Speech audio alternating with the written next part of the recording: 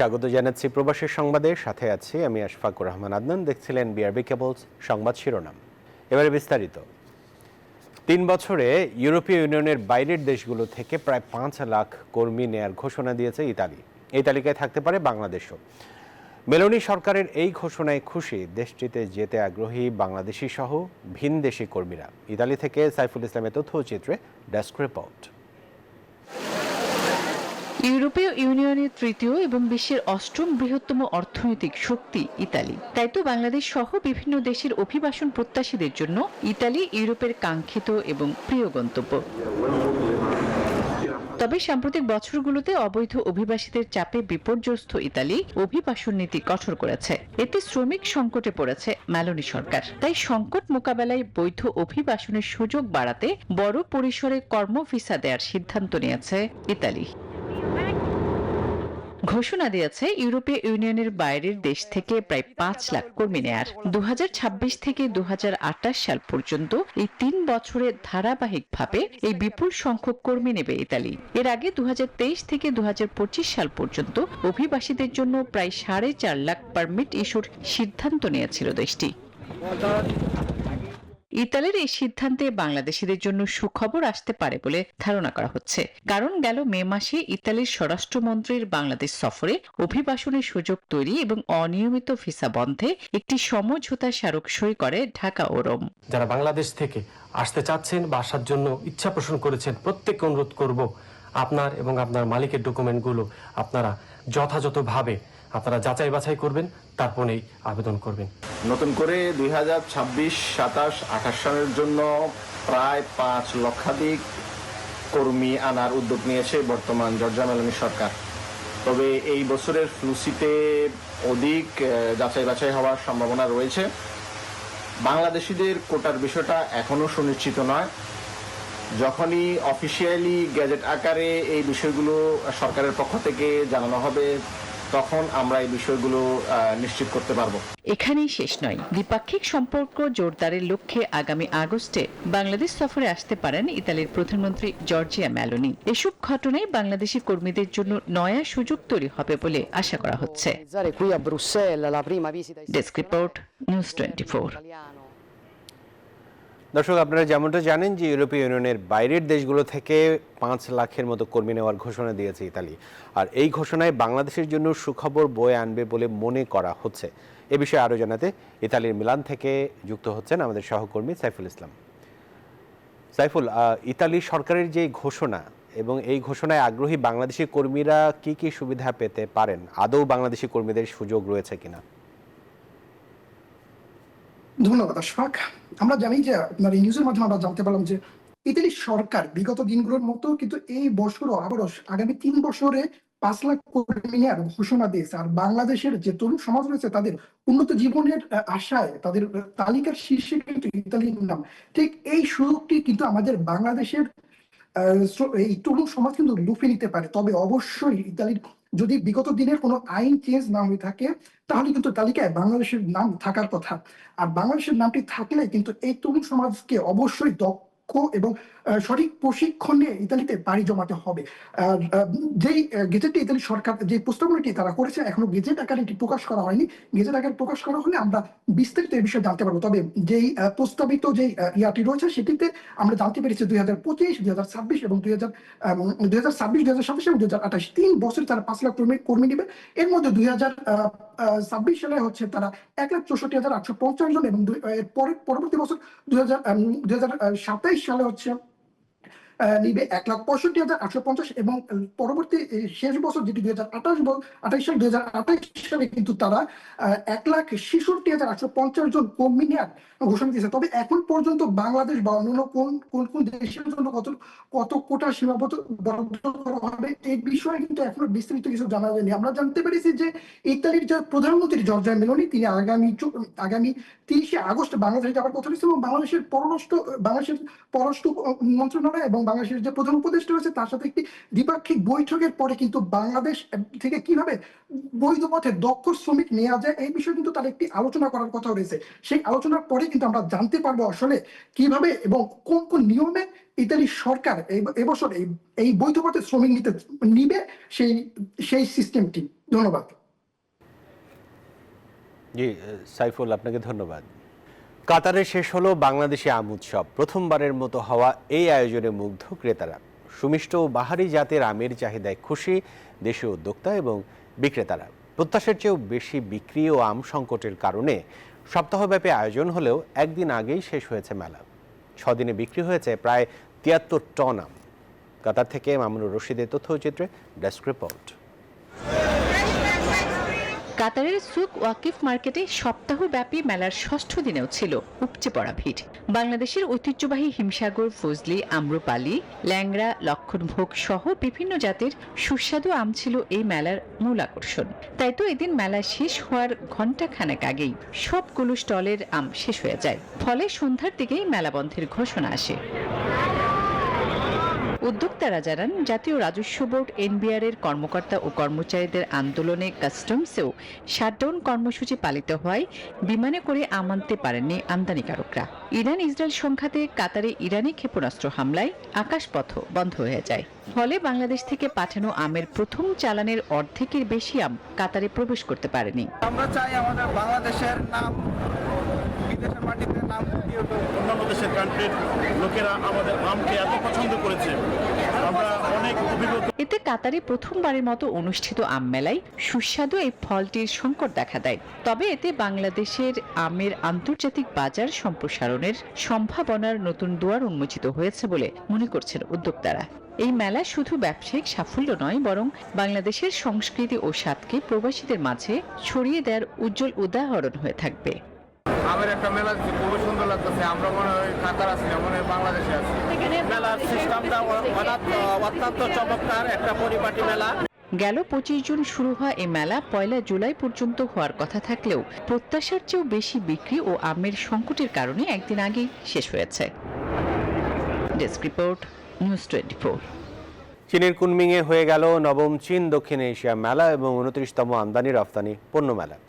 মেলায় দক্ষিণ এশিয়া ও দক্ষিণ পূর্ব এশিয়া সহ নানা অঞ্চলের মোট 73টি দেশের ব্যবসায়ীরা অংশ নেয় বাংলাদেশের 50টির বেশি ব্যবসায়িক প্রতিষ্ঠান। চীন থেকে MS ইসলামের তথ্য ছবিতে ডেস্ক রিপোর্ট।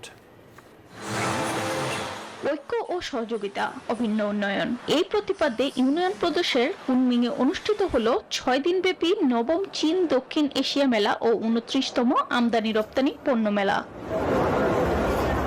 কুনমিংয়ের 1.6 লাখ বর্গমিটারের প্রদর্শনী এলাকায় ছিল 16টি প্যাভিলিয়ন। বাংলাদেশ থেকে 50টির বেশি ব্যবসায়িক প্রতিষ্ঠান এই মেলায় যোগ দেয়। বাংলাদেশের স্টলে প্রদর্শিত পণ্যগুলোর মধ্যে রয়েছে আম, বিভিন্ন ধরনের খাদ্য সামগ্রী, পিতল ও কাঠের হস্তশিল্প, চামড়া এবং তৈরি পোশাক, হস্তনির্মিত কার্পেট সহ অন্যান্য পণ্য সামগ্রী। চীনের সাথে আমরা কিছু প্রোডাক্ট নিয়ে ব্যবসা করতে পারবো, সেই জন্য আমরা এসেছি। চীন যেহেতু পরিবেশ বান্ধব পণ্যের প্রতি খুব আগ্রহী, চাচ্ছি যে মানে চীনের সাথে এটা নিয়ে ব্যবসা করতে। আমরা মূলত হচ্ছে ভেজিটেবল এক্সপোর্ট করি। আমরা হচ্ছে আপনার আম, তারপর হচ্ছে প্রসেস ফুড এবং ইলিশ ক্যান, এগুলো নিয়ে কাজ করতেছি বাংলাদেশে। মেলায় 77টি দেশের 2500-এর বেশি কোম্পানি অংশ নেয়। সেখানে রপ্তানি পণ্যের পাশাপাশি অংশ নেওয়া দেশগুলোর ইতিহাস ও সংস্কৃতিও তুলে ধরার সুযোগ মিলেছে বলে জানান আয়োজকরা। Desk report, news 24। বিশ্বে প্রথমবারের মতো জলবায়ু ভিসা চালু করেছে অস্ট্রেলিয়া। এই ভিসাধারীরা দেশটিতে স্থায়ীভাবে বসবাসের সুযোগ পাবেন।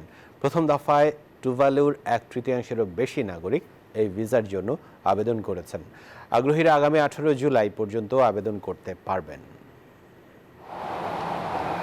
বর্তমান পৃথিবীতে জলবায়ু পরিবর্তন একটি নিয়মিত ঘটনা। জলবায়ু পরিবর্তনের ফলে পৃথিবী ক্রমশ উষ্ণ হচ্ছে, আবহাওয়া হচ্ছে আরো চরম এবং সমুদ্র পৃষ্ঠের উচ্চতাও বৃদ্ধি পাচ্ছে। বলা হচ্ছে, জলবায়ু পরিবর্তন জনিত ঝুঁকি এখন কেবল আর ভবিষ্যতের শঙ্কা নয়, এটি একটি অবিসম্ভাবী বাস্তবতা। এমন আবহাওয়ায় বিশ্বে প্রথমবারের মতো জলবায়ু ভিসা চালু করেছে অস্ট্রেলিয়া। এই ভিসাধারীরা দেশটিতে স্থায়ীভাবে বসবাসের সুযোগ পাবেন। পশ্চিম প্রশান্ত মহাসাগরের ক্ষুদ্র দ্বীপ রাষ্ট্র টুভালুর 1/3-এর বেশি মানুষ এই ভিসার জন্য আবেদন করেছেন। at this time. জলবায়ু ভিসার আওতায় টুভালুর নাগরিকরা অস্ট্রেলিয়ায় বাস করা, কাজ করা এবং পড়াশোনার সুযোগ পাবেন। পাশাপাশি অস্ট্রেলীয় নাগরিকদের মতো স্বাস্থ্যসেবা ও শিক্ষা সুবিধাও তারা ভোগ করবেন। এই অভিবাসন টুভালুর জন্য বাড়তি রেমিটেন্সের পথ খুলে দিতে পারে বলেও মনে করা হচ্ছে, কেননা জলবায়ু পরিবর্তনের সবচেয়ে বেশি ঝুঁকিতে থাকা দেশগুলোর একটি টুভালু। বিশেষজ্ঞরা বলছেন দেশটির সমুদ্র স্তর বাড়ছে। 16 জুন প্রথম আবেদন গ্রহণের জন্য ওয়েবসাইট খোলা হয়। এই বছরের 18 জুলাই পর্যন্ত আবেদন করতে পারবেন আগ্রহীরা। আবেদনকারীদের মধ্য থেকে প্রতি বছর র্যান্ডম পদ্ধতিতে টুভালুর নাগরিকদের মাত্র 280টি ভিসা দেয়া হবে। আসমাতুলি, নিউজ 24। বাংলাদেশে সৌদি আরবের নতুন রাষ্ট্রদূত হিসেবে দায়িত্ব নিতে যাচ্ছেন ডক্টর আবদুল্লাহ জাফর এইচ বিন আবিয়াহ। মঙ্গলবার ভোরে রিয়াদ থেকে ঢাকায় আসেন তিনি। ডক্টর আবদুল্লাহ জাফর এর আগে ব্রাসিলিয়ায় দূতাবাসে 2005 থেকে 2007 সাল পর্যন্ত কর্মরত ছিলেন। এরপর 2007 থেকে 2012 সাল পর্যন্ত হিউস্টনে কনসুলেট জেনারেলের দায়িত্ব পালন করেন। 2013 সালে পররাষ্ট্র মন্ত্রণালয়ের দক্ষিণ আফ্রিকা বিভাগে পরিচালক হিসেবে দায়িত্বে ছিলেন তিনি। 2021 থেকে গুয়াংজুতে রাজ্যের কনসাল জেনারেল হিসেবে দায়িত্ব পালন করেন তিনি। বাংলাদেশের গণতান্ত্রিক ইতিহাসে 2024 সালের জুলাই আগস্ট গণ অভ্যুত্থান একটি গুরুত্বপূর্ণ অধ্যায় হিসেবে চিহ্নিত হয়ে থাকবে বলে মন্তব্য করেছেন বিএনপির ভারপ্রাপ্ত চেয়ারম্যান তারেক রহমান। বলেন, 1971 সালের মুক্তিযোদ্ধাদের মতোই 24-এর বীর শহীদদের ভুলবে না জাতি। গণ অভ্যুত্থানের বর্ষপূর্তি উপলক্ষে বিএনপি আয়োজিত আলোচনা সভায় তিনি আরও বলেন, পতিত স্বৈরাচার যেন মাথাচাড়া দিয়ে না উঠতে পারে, সেই জন্য ফ্যাসিবাদ বিরোধী জাতীয় ঐক্য ধরে রাখতে হবে। জুলাই গণ অভ্যুত্থানের বছরপূর্তিতে 36 দিনব্যাপী কর্মসূচি হাতে নিয়েছে বিএনপি, যার প্রথম দিন মঙ্গলবার বিকেলে রাজধানীর চীনমৈত্রী সম্মেলন কেন্দ্রে আলোচনা সভার আয়োজন করে বিএনপি। সভায় জুলাই আগস্ট অভ্যুত্থানে শহীদ 900 জনের পরিবারকে সম্মাননা ও আর্থিক সহযোগিতা প্রদান করা হয়। অনুষ্ঠানে ভার্চুয়ালি যুক্ত হয়ে বক্তব্য রাখেন বিএনপির ভারপ্রাপ্ত চেয়ারম্যান তারেক রহমান। জুলাই আগস্টে শহীদ ও আহতদের পাশাপাশি স্মরণ করেন গত 16 বছর গুম খুনের শিকার ব্যক্তিদের। তারেক রহমান বলেন, জুলাই অভ্যুত্থানের মাধ্যমে নতুন বাংলাদেশ গড়ার সুযোগ নষ্ট করা যাবে না, গড়তে হবে ইনসাফ ভিত্তিক গণতান্ত্রিক বাংলাদেশ। আগামী দিনে আর কোনো অপশক্তি যাতে বাংলাদেশকে তাবেদার রাষ্ট্রে পরিণত করার দুঃসাহস না দেখায়, সংবিধান লঙ্ঘনকারী পতিত পরাজিত পলাতক তাবেদার অপশক্তি যাতে আর মাথাছাড়া দিয়ে উঠতে না পারে, আমি দৃঢ়ভাবে বিশ্বাস করি, আমাদের দল বিএনপি বিশ্বাস করে, এইসব বিষয় ফ্যাসিবাদী বিরোধী জাতীয় ঐক্য অটুট রয়েছে, ভবিষ্যতেও তা অটুট থাকবে ইনশাআল্লাহ। সংস্কার নিয়ে অযথা বিতর্ক না করতে আহ্বান জানান তারেক রহমান। বলেন, বিএনপি ক্ষমতায় গেলেও চলমান থাকবে সংস্কার। রাজনীতিতে সংস্কার এবং বিচার কার্যক্রম চলমান প্রক্রিয়া। রাষ্ট্র এবং সমাজে গণতন্ত্র এবং আইনের শাসন নিশ্চিত রাখার স্বার্থে জনরায় নির্বাচিত ভবিষ্যৎ গণতান্ত্রিক সরকারও অন্তর্বর্তীকালীন সরকারের শুরু করা কার্যক্রম অব্যাহত রাখবে। বিএনপির ভারপ্রাপ্ত চেয়ারম্যান বলেন, সংখ্যানুপাতিক পদ্ধতিতে নির্বাচনের কথা বলে ফ্যাসিবাদীদের ফিরে আসার সুযোগ দেয়া হচ্ছে কিনা তা ভেবে দেখতে হবে। সংখ্যানুপাতিক নির্বাচনী ব্যবস্থা দেশে ঐক্যের পরিবর্তে বিভক্তিমূলক সমাজ এবং অস্থিতিশীল সরকার সৃষ্টির কারণ হয়ে উঠতে পারে কিনা, এই বিষয়গুলো গুরুত্ব সহকারে আরো একবার ভেবে দেখার জন্য আমি সকল রাজনৈতিক নেতৃবৃন্দকে বিনীত আহ্বান এবং অনুরোধ করব। সংখ্যানুপাতিক নির্বাচনী ব্যবস্থার আড়ালে পুনরায় দেশের রাজনীতিতে নিজেদের অজান্তেই পতিত পরাজিত পলাতক ফ্যাসিস্ট অপশক্তির পুনর্বাসনের পথ সুগম করে দেওয়া হচ্ছে কিনা, এই বিষয়টিও আমাদের প্রত্যেকের অত্যন্ত সিরিয়াসলি ভাবা দরকার। শহীদদের আকাঙ্ক্ষার বাংলাদেশ প্রতিষ্ঠায় রাজনৈতিক দলগুলোকে একসাথে কাজ করার আহ্বান জানান তারেক রহমান। শহীদদের প্রতি আমাদের ঋণ পরিশোধের এখনই সময়। সাইফুল ইসলাম, নিউজ 24, ঢাকা। গণতন্ত্রকে দ্রুত প্রাতিষ্ঠানিক রূপ দেওয়ার যে সুযোগ সৃষ্টি হয়েছে তা দ্রুত বাস্তবায়নের তাগিদ দিয়েছেন বিএনপি চেয়ারপারসন বেগম খালেদা জিয়া। মঙ্গলবার বাংলাদেশ চীন মৈত্রী সম্মেলন কেন্দ্রে গণ অভ্যুত্থান স্মরণে আয়োজিত আলোচনা সভায় ভিডিও বার্তায় তিনি কথা বলেন। অভিযোগ করেন, দীর্ঘ 16 বছর নির্মম অত্যাচার, নির্যাতন, গ্রেফতার ও খুনের মাধ্যমে গণতন্ত্রকে ধ্বংস করে একদলীয় শাসন ব্যবস্থা চিরস্থায়ী করতে চেয়েছিল আওয়ামী শাসক গোষ্ঠী। রক্তস্নাত জুলাই আগস্ট 1 বছর পর আমাদের মাঝে ফিরে এসেছে। ছাত্র জনতার সম্মিলিত অভ্যুত্থানের মধ্যে দিয়ে ফ্যাসিবাদদের পতন ঘটেছে, সুযোগ সৃষ্টি হয়েছে নতুন করে বাংলাদেশকে গড়বার। এই আন্দোলনে যারা শহীদ হয়েছেন তাদের জানাচ্ছি আন্তরিক শ্রদ্ধা, আহতদের সমবেদনা। তাদের এই আত্মত্যাগ জাতি চিরকাল মনে রাখবে। আমাদের সামনে যে সুযোগ সৃষ্টি হয়েছে নতুন করে গণতান্ত্রিক ব্যবস্থাকে প্রাতিষ্ঠানিক রূপ দেওয়ার, তা আমাদের দ্রুত সম্পন্ন করতে হবে।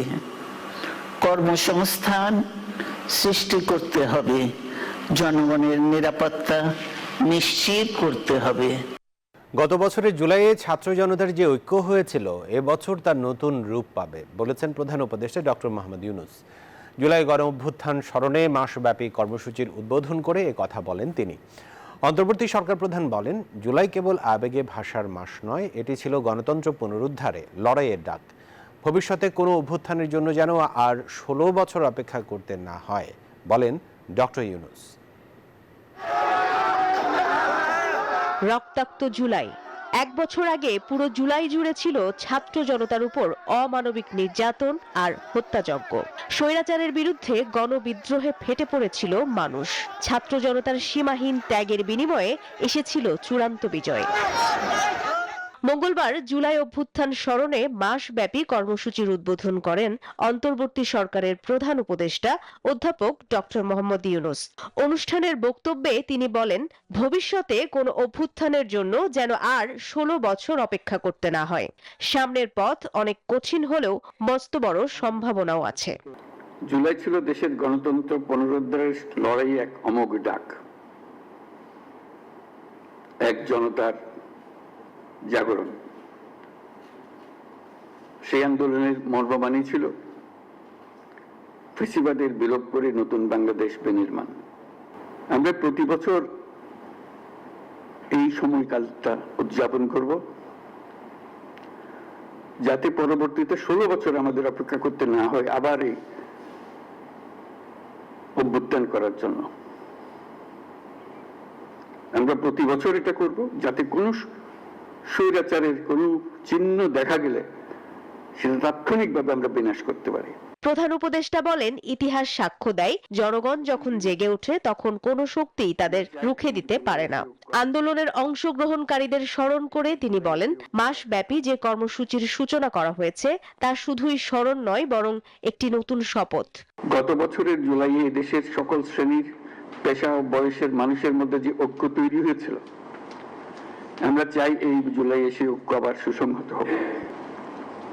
জুলাই আগস্টের পুনরুত্থান কর্মসূচি সফল হোক, এর মাধ্যমে আমাদের স্বপ্ন আবার নতুন করে জেগে উঠুক, আমাদের ঐক্য আবারও সর্বমুখী হোক, অটুট হোক।